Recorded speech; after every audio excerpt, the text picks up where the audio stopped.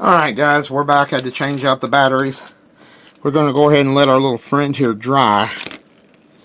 So we'll be back shortly.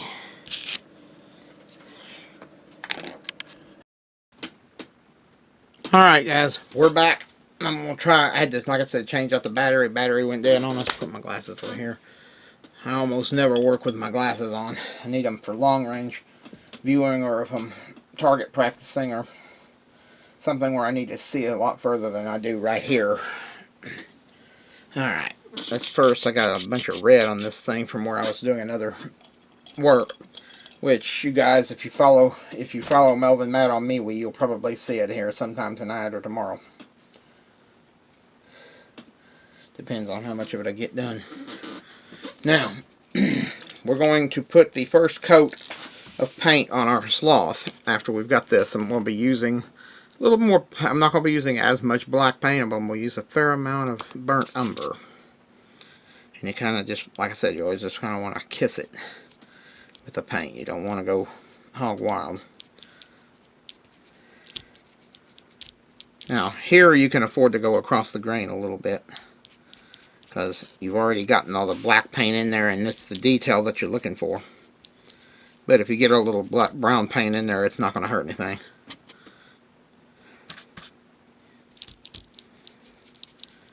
And see, you can't hardly see a difference presently, but as we add this in, and we'll probably have to do something I don't do very often, and that would be to mix some paints. But because sloths had sort of a reddish brown fur, and I'm probably going to end up having to mix a little spice berry into my brown at some point.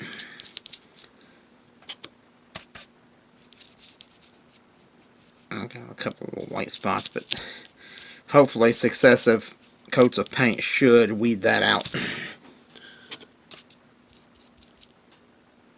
I mean, I don't know whether you guys can see it here at home, you know, watching it through the computer or through your tablet or whatever, that this brown paint is definitely picking this up. I don't know how well the camera, or my camera here, is picking it up, but it's definitely getting somewhere. Spin him around gently. Now,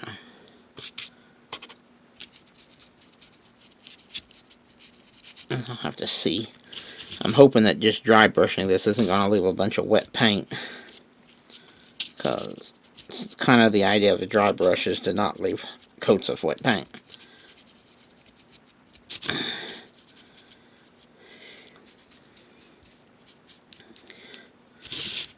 And that's looking kind of good. Now, we might be able to get away with a secondary coat. Let's see how this looks from here. You really can't see much. Let me put my brush in here to wet down. I'm going to go in with a little bit of lighter brown. We will be bringing in some other colors as we go. But right now, I'm wanting to... So we're not going to use near as much of this as we used of the burnt umber.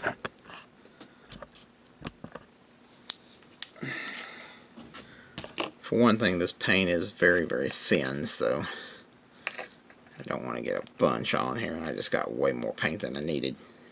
See? I don't need near that much. Let me just kind of...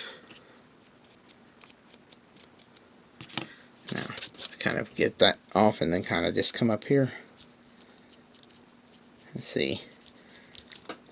Maybe a bad idea, because we may still have a little bit of wet paint still on it. I'm hoping not, but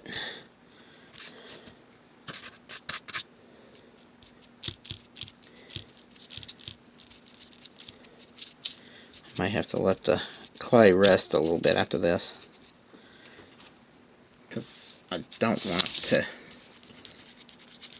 be all smeared up, as it won't look as good. See how many minutes we got. 14. We're not doing badly at all. Alright.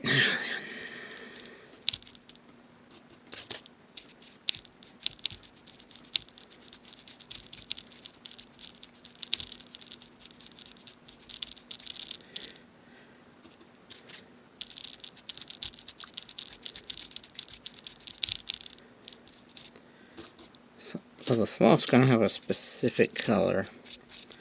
He's got a very unique shade of fur, kind of a reddish brown. Seems to be a very popular color among Ice Age mammals.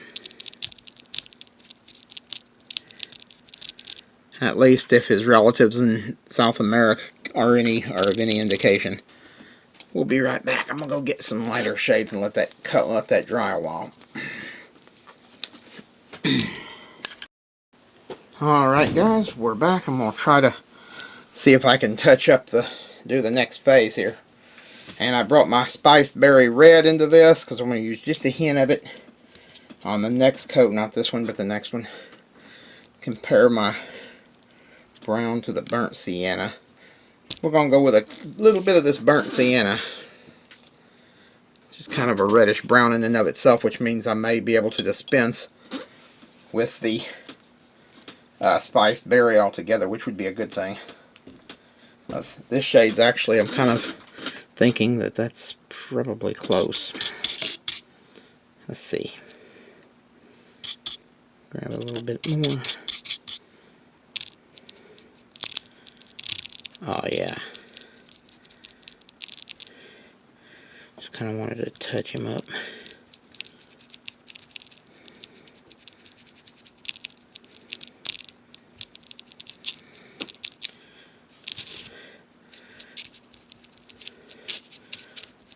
I'll bring the camera over in just a second.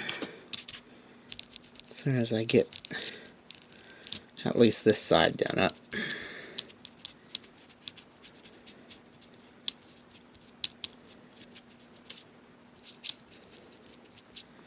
Let's see how this looks.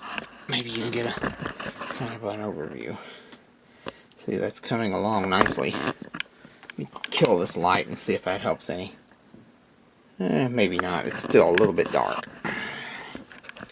So I'm going to go ahead and use my light because, well, I need it to work. And spin him around. Let's get a little bit more of this burnt sienna. This stuff is nice. This is a great color.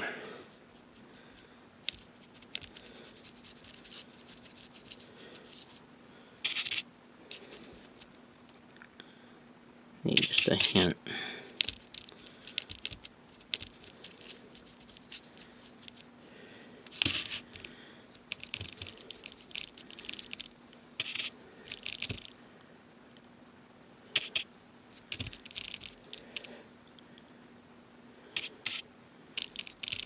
Now we're getting a little bit of color. I think for a second there we weren't getting enough color on our brush to make this work. Now we're getting somewhere.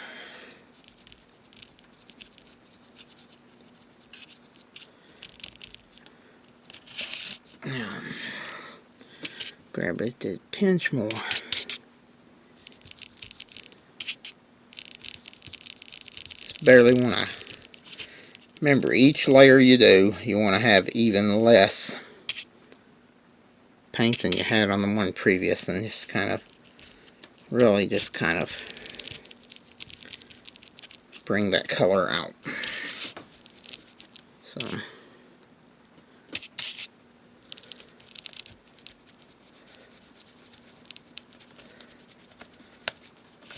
I know it's difficult to see from this angle, but I'm the only one in here doing the filming, so it's hard to move things around to show you, but we will show you.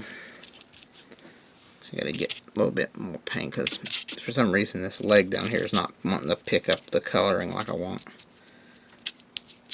There we go. Let's see how that looks now. Let's close up our burnt sienna and let's see it. Color is definitely popping now.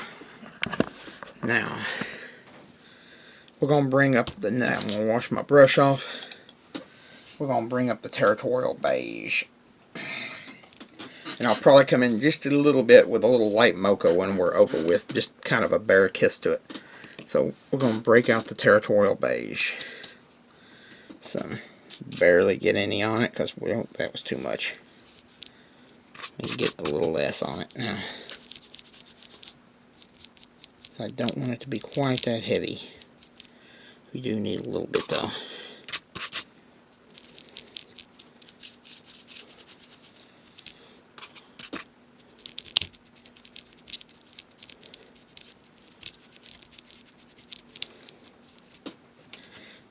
Now,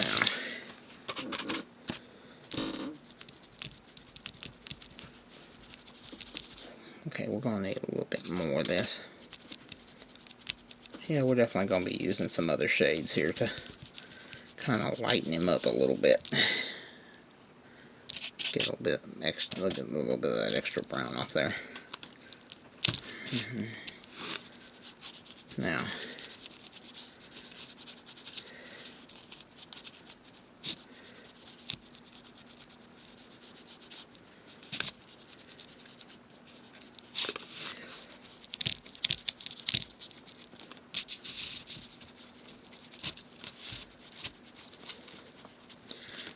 let's see. Grab a little bit more. Kind of dry brush it down. You gotta get all this. You don't want a whole bunch of extra paint on here.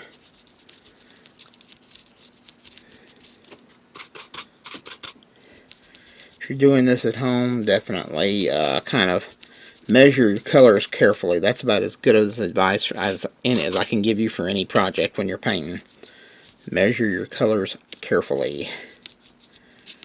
Try to keep them as close to each other in shading as possible. But you definitely, if you're trying to get like shadows and stuff, you're definitely going to have the different color shades. But you definitely want it to be kind of a defined transition.